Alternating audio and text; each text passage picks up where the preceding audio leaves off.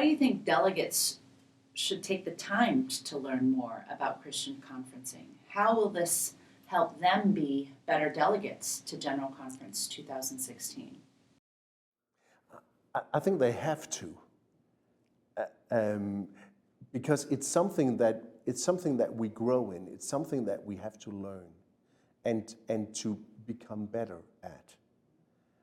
It's like the disciples asking Jesus, "Teach us to pray."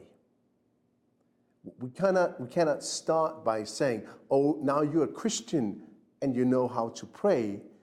We cannot say, "Now you're a United Methodist and now you know how to be in conferencing with others." It's something that we need to learn together and to discover and explore together.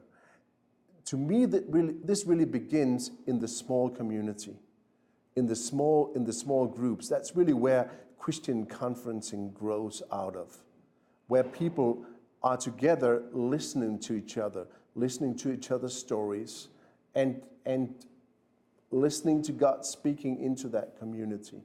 And it's really the same practice. As we practice in small groups, we practice it in the larger setting, in the conference setting.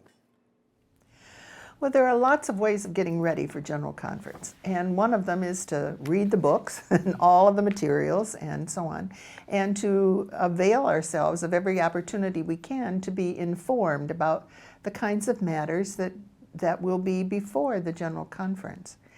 But it's not just an individualistic enterprise.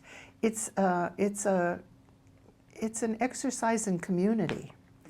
So I think it's when delegations meet together to try to practice, how can we figure out how to share with one another?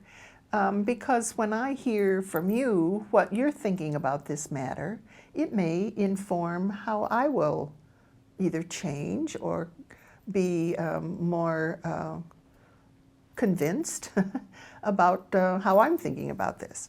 I think it is in learning how to hear one another. I worry that sometimes we're tone deaf with one another.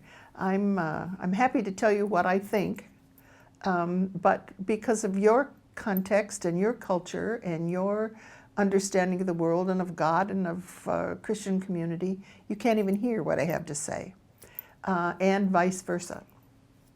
So how do I open myself to you and to your thinking and your beliefs and so on about these matters that will be before us? And I think this is increasingly important, that we figure out how to really conference and talk with each other as we live more fully into our worldwide nature.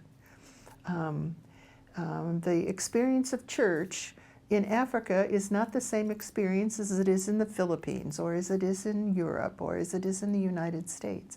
And so to learn how to listen well and to try to seek to discern how God would have us be in this world, I think is critical for us at this moment in our history.